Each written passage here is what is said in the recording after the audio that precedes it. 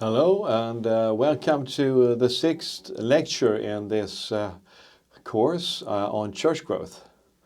And in this last lecture we will look at a research project about local churches in Sweden and Stockholm.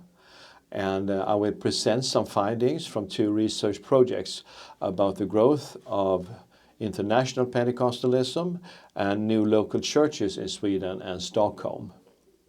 In this lecture we will dive into reality in Sweden, and it's quite fascinating and interesting to study the growth of new churches and international churches in Sweden, because Sweden has sometimes been labeled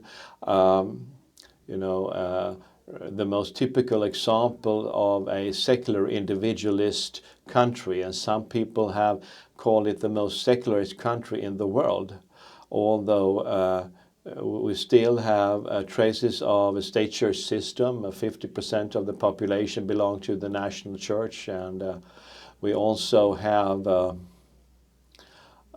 many local churches, free churches, denominations, and so on.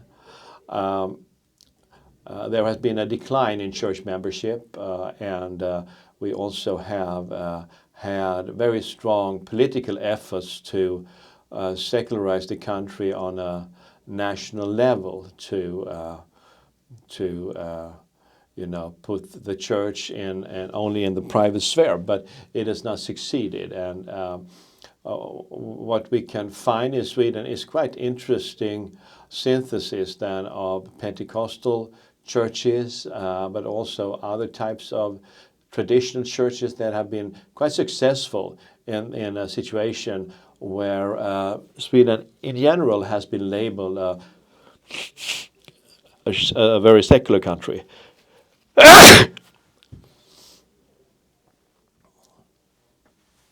And these two research projects that I will present some findings from is first a research project that went on from 2018 to 2021 and which had the title Pentecostalism in Sweden in the 2020s. And it was a research project at Uppsala University, and we were about 10 researchers from different disciplines: church historians, sociologists, cultural anthropologists, practical theologians, missiologists, and others who were part of this project, and where we looked at, and we were also ethnologists were part of it. So we looked at different aspects of Pentecostal Christianity in Sweden in the present. So it was quite fascinating and interesting, and you could say the general picture was of a type of Christianity that is very much flourishing in Sweden right now. So that in itself is something that gives rise to many other questions. How could Pentecostalism thrive in a country which is labeled to be called one of the most secularized countries in the world? How is that possible? And how has this come about? The other project, which I also was part of, had the title Pentecostal Migrants in Secular Sweden, Challenges and Influences. And here we look at how Pentecostal migration into Sweden from other countries have led to new Pentecostal churches and new Pentecostal expressions. And this was a research project also that was multidisciplinary, where people from different disciplines together looked at individuals and churches in Stockholm. So if you want to read more about these research projects, you have these books. The first project only produced a book in Swedish with the title Pentecostalism in Sweden in the 2020s. And the other project has led to a research report in Swedish, International Pentecostalism in Greater Stockholm, 3 churches in a changed religious landscape. But there are also several English-speaking publications.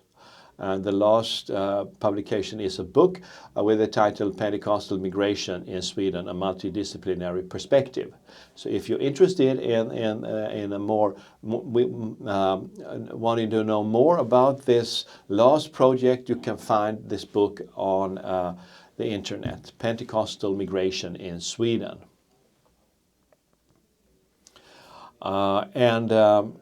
This second project I will talk mostly about here in the beginning, and it took it took its focus on this fact that Sweden has experienced a very strong immigration in the 21st century. And when we began looking at this, the concept of migrant was at the forefront. We received a grant for the study of Pentecostal migrants in secular Sweden, influences and challenges. But then we began to dive into this concept of migration and migrants, and we found out that there are quite different, definitions of what is a migrant. The Swedish Central Bureau of Statistics, they define a person with a foreign background as a person born in another country or born in Sweden with two parents in another country. And we thought that that was a quite good definition. And there were about 2.5 million people in 2018 with this background when we began our project. Today in 2022, or when it ended, and in 2026, which we are now, we have maybe 2.7 to 2.8 million people with a foreign background. And the percentage of the population is about 25% today. And in certain metropolitan areas, you have an even bigger percentage. In Stockholm, it was in 2018 33%, in Gothenburg 35%, and Malmö 45%. This has, I think, is quite the same percentage now, maybe a bit just a percentage higher or so. But in general, the immigration to Sweden has slowed down in the 2020s for a number of reasons. But still, Sweden has experienced an enormous influx of people from all over the world. And the background is, of course, that people have fled from wars and sufferings and so on, but also migration that is oriented to work. And the European Union has created good possibilities for entering, Sweden with a work permit. And then you have educational contacts between Sweden and different parts of the world. You have students coming from many nations. You have also people coming with all kinds of motives. And the result is a huge influx of people, both from Latin America, Africa, and the Middle East, and sometimes parts of Asia also. So Sweden has been a very homogeneous country. And you can see how this has affected demography here. If you go back to 1900, 125 years ago, 99% of the population in Sweden were born in the country. So it means that Sweden historically has been an enormously homogeneous society with few foreigners. And they have many times had peculiar exceptions from Swedish general legislation. This enormous homogeneity continued until the 1960s. So in the 1960s, we still had about 96% of the population coming from Sweden, being born in the country, and 4% being born in another country. So there was the first wave of immigration after the Second World War. Refugees and people with all kinds of, background in the Second World War and this turbulence, and Sweden received refugees for humanitarian reasons in that period.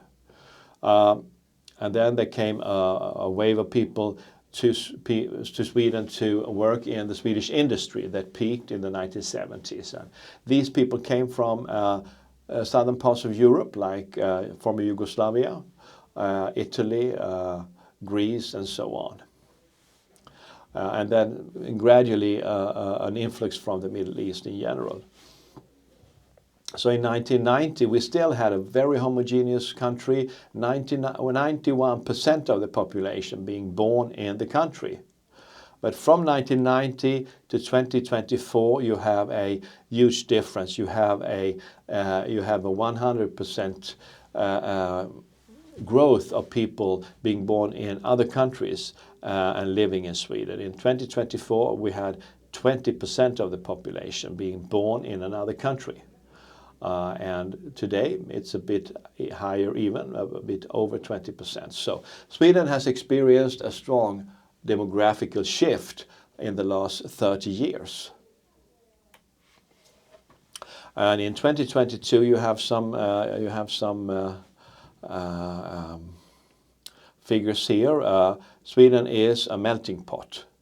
In 2022 you had 26% of the population being immigrants, 2.7 million people having been born in another country or having two parents who had immigrated to the country. So you had 1 million being born in Africa and Asia, and then below 1 million from Europe and North America. You had a quite significant but stable group from background in Latin America, about 77,000. Many of them coming in the 70s and 1980s, refugees from the dictatorships in Latin America. And then you have people born to these people in Sweden, about 660,000. So Sweden is a melting pot today, and it becomes a religious melting pot also. Because you have Muslim immigrating to Sweden, about 800 to 900,000 with a Muslim background in the country right now. And among these, about 207,000 are practicing. So about 25% maybe are practicing. There has also been a strong Catholic and Orthodox immigration. And the number of Orthodox and Catholics put together, nominally Orthodox and Catholics, and that part of the population is even bigger than the Muslim influx. You have maybe 450,000 people with an Orthodox or other Eastern Christian background, and you have about 400,000 with a Catholic background. And you have quite large numbers of these practicing, about 25% or 30% or something like that. Then you have Hindus and Buddhists also immigrating from Asia. So Sweden is the melting pot today. And if we look into the religious landscape, you have these overall figures that you have about 52% of the population belonging to the Church of Sweden. And the Church of Sweden is rapidly decreasing in the number of members and a percentage of the population. The last 2 years there is a growth of young people being baptized, but the difference compared to an earlier situation is that today many young people are, or many new infants are not baptized as infants, but instead the parents wait until the children have their own choice. And many of these are getting baptized, but it does not affect statistics very much. The Protestant and Pentecostal movements, they are growing as a whole, although some older Protestant free churches are decreasing. And all of these make up about 5% of the population. The Orthodox and Catholics are growing. Together they are about 3%. The number of of Muslims and Buddhists are also growing. They are about 2.5% together. But the number of people who are not member of a church at all, that is a Christian church, is growing. It's about 35% of the population today that do not belong to the national church, but not to any immigrant church either. So it means that Sweden is very much a religious melting pot, and there are wide differences between the religious orientation of many people. If we look at the statistics, we can see that the Orthodox and Eastern churches, they have about 150,000 people affiliated, which is around 30% of the population with the Orthodox or Eastern background. The Catholics, they have 128,000 affiliated, and it is also between 25 and 30% of the Catholic population. Both of these are growing. So the first thing we can state here in a general pattern is that Orthodox and Catholics are growing in Sweden in this particular situation.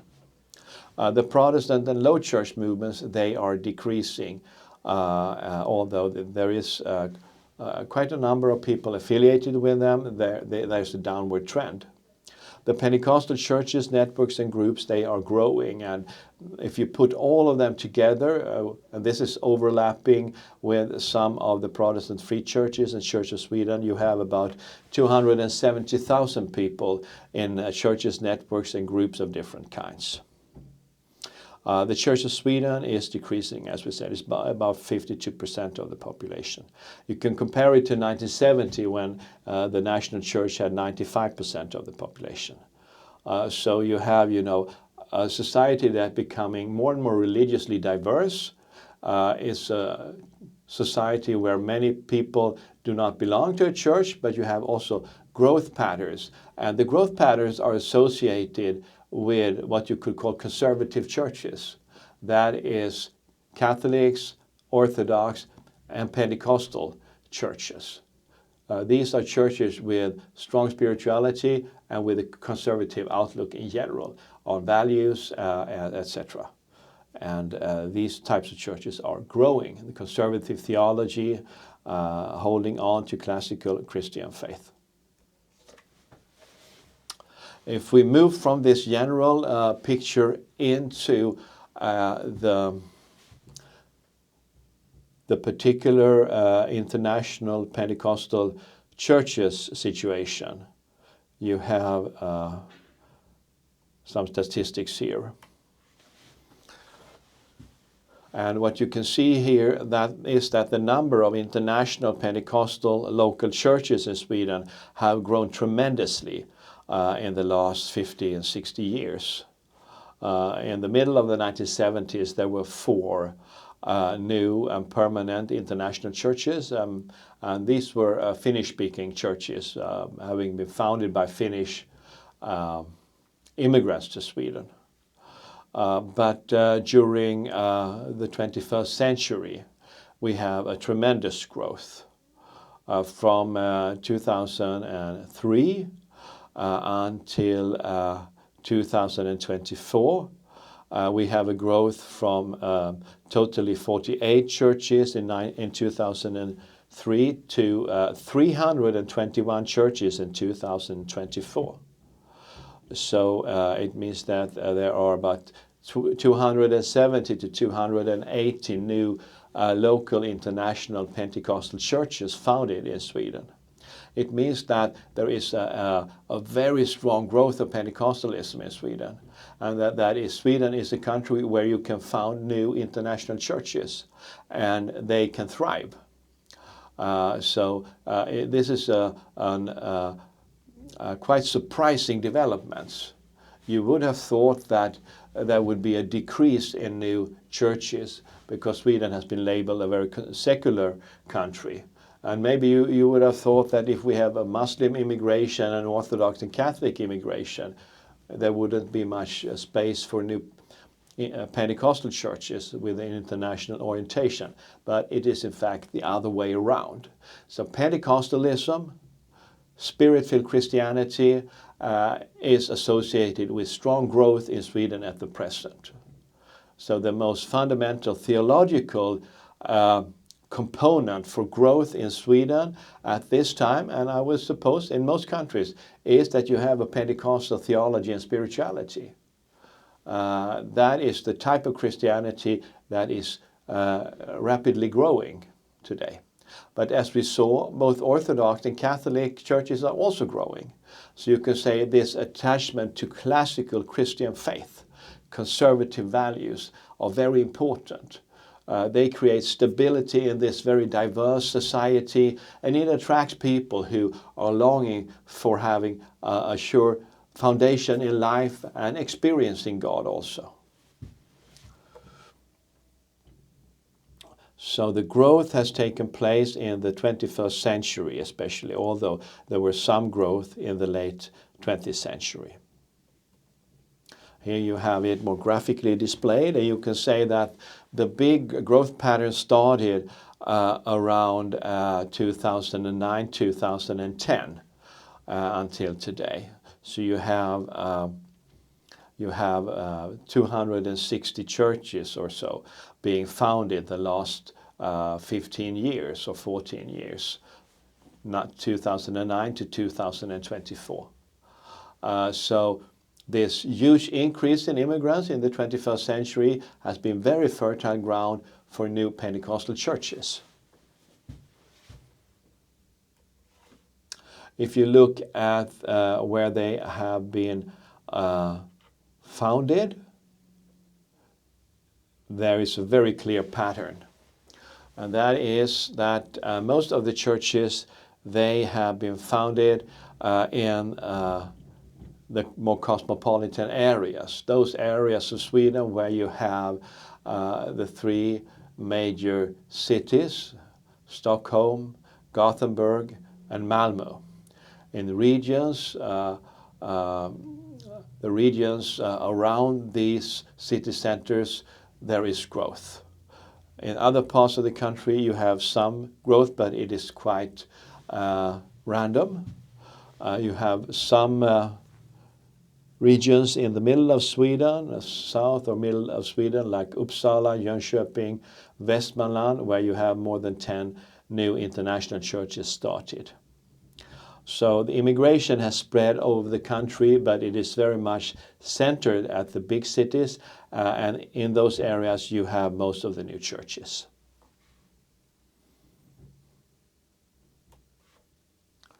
And in 2019, 2020, we had this pandemia striking most of the world, and it had very negative effects on church life in general. And when it comes to this wave of new international churches, there were many people who thought that, well, now when we have this pandemia, there will be no more new churches, that these churches were founded in a particular time period with strong immigration to Sweden, but now immigration is curtailed by the pandemia, and you have all kinds of restrictions in church life. So because of that, you will not see much of new churches.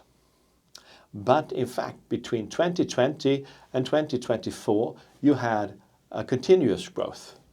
So you can see in Stockholm, there were 107 new international churches, permanent churches in 2020. But in 2024, it had grown to 118. So you have 10 new churches founded in 4 years. 4 years where the conditions were quite challenging for most churches. You had the same pattern also in Västra Götaland, where you had about 10 new churches being founded. In Skåne, you had around Malmö, you had also new churches, not as strong growth as in Stockholm and the Gothenburg area, but you had growth. In other parts of the country, you have a more stable, more stagnating situation. But you have new churches, so it is not that it has gone down. There are, I think, some example of a downward spiral, but mostly the numbers are the same, or they have grown a little bit. In Jönköping, you had growth from 8 to 10 churches. In Västmanland with Västerås, you have growth from 8 to 11. In the northern parts of Sweden, you have a stronger growth in the very Nordic regions.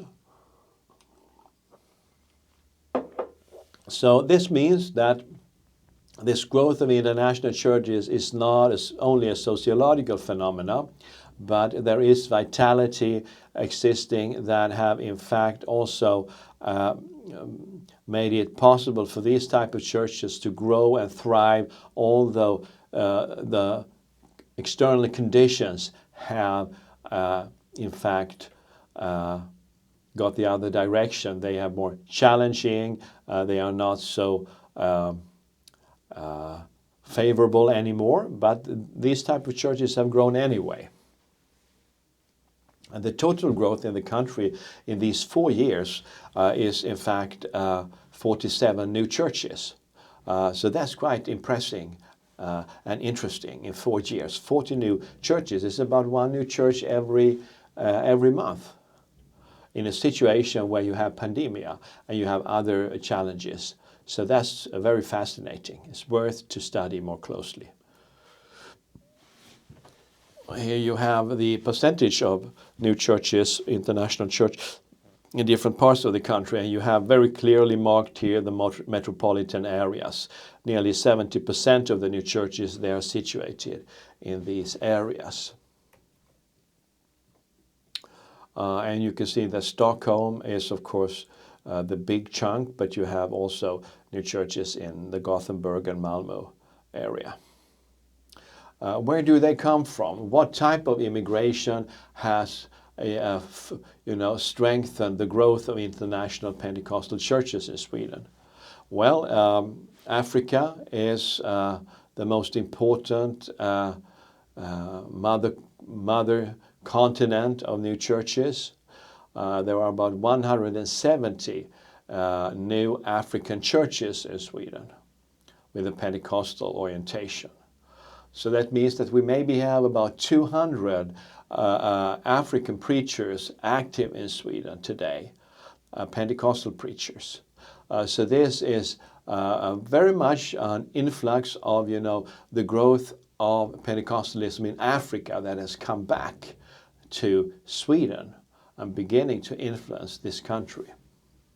Then there are new international churches from Latin America. There are Anglo-American churches also, some of them missionary churches, Asia, and you have also some from some European countries like Finland, Russia, Ukraine, and so on. You have some international churches, and you have some from the Middle East also. So it's a quite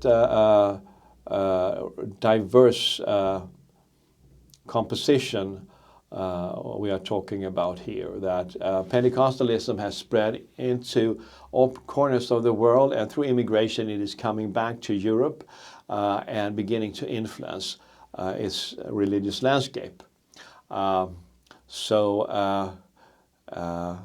What we see here is that Pentecostalism has grown in different parts of the world, and today it is beginning to influence Sweden and other European countries through immigration. And it's a vital form of Christianity because it leads to new churches.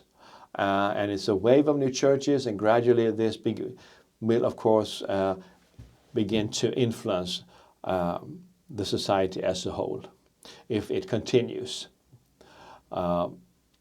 And if we look at what type of Pentecostal churches, it's like the statistics we saw earlier in lecture number 5, that the biggest group are Neo-Pentecostal churches. They are the big chunk, about 227 out of 321. And then you have more than 80 from a classical Pentecostal churches, while the charismatic renewal and the African initiated old churches, they have a smaller number. There are some of them.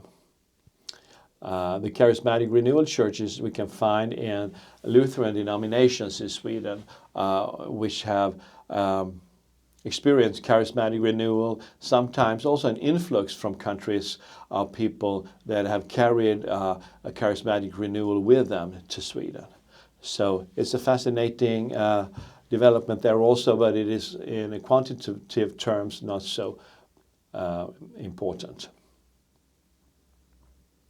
What type of international churches do we have if we look at it from a sociological viewpoint? Well, we have about 115 churches that have a mother church in the global south.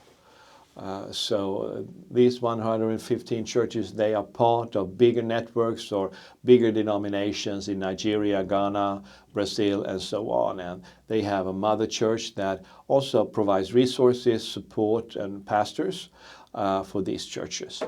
But even there is an even higher number of non-denominational churches, 120, which means that you have developments that have arisen in Sweden through individual persons, preachers, ministers who have experienced some kind of calling or revival or renewal within their own groups and that have started a church. And these churches many times are more integrated into the local church life with more context also with other denominations. So this means that the type of Pentecostalism that comes to Sweden has a kind of vitality of its own. It can produce local churches without the support of a mother church in another country. They are not just churches started as a result of a missionary outreach, but there's something taking place in this country through individuals also.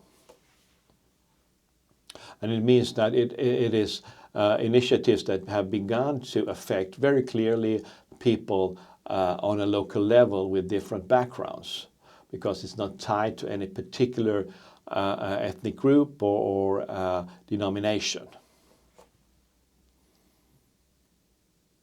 Then you have some of these who have become part of Swedish denominations. So here the Swedish denomination has a challenge. How can we relate to these new international churches? And some of these international churches are interested in having a close affiliation to the Swedish denominations. Others, they do not have any natural context, and there is a work to do for Swedish denominations if they want to have them integrated or if they want to develop relationships to these churches. There is a work to do for the Swedes. And in the long term, of course, it's very important that that type of initiatives are taken because most of these churches are here to stay. And there are a win-win situation where these new churches come with vitality and strong spiritual life that the Swedish churches may need, while the Swedish churches have, of course, they have many times connections and contacts. They have knowledge about Swedish society that would be very beneficial for the new churches to receive and become acquainted with.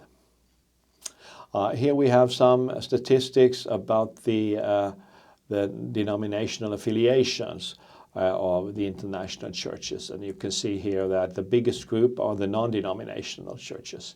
And among the international churches, you have RCCG that is very clearly the biggest.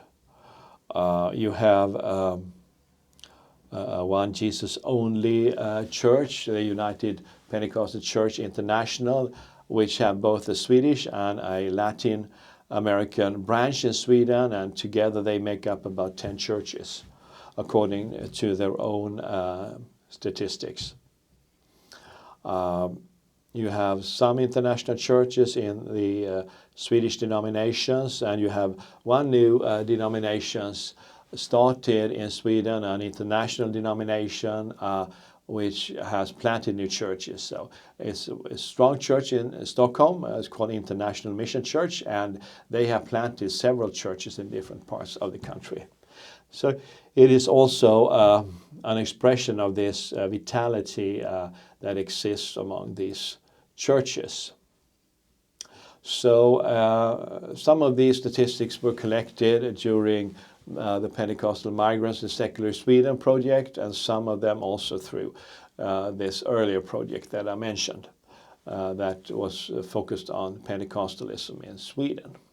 So with this, I end this lecture.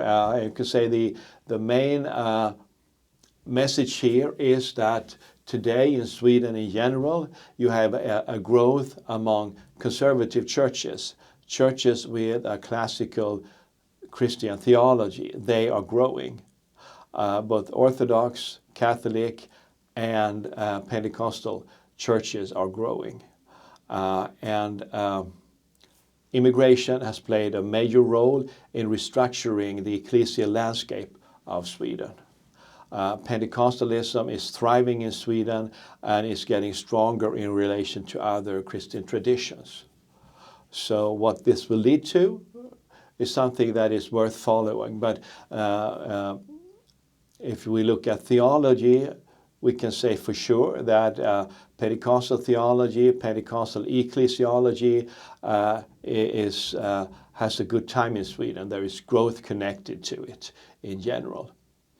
Thank you for listening, and please go through these lectures, and you can study more about this in the course literature. Thank you.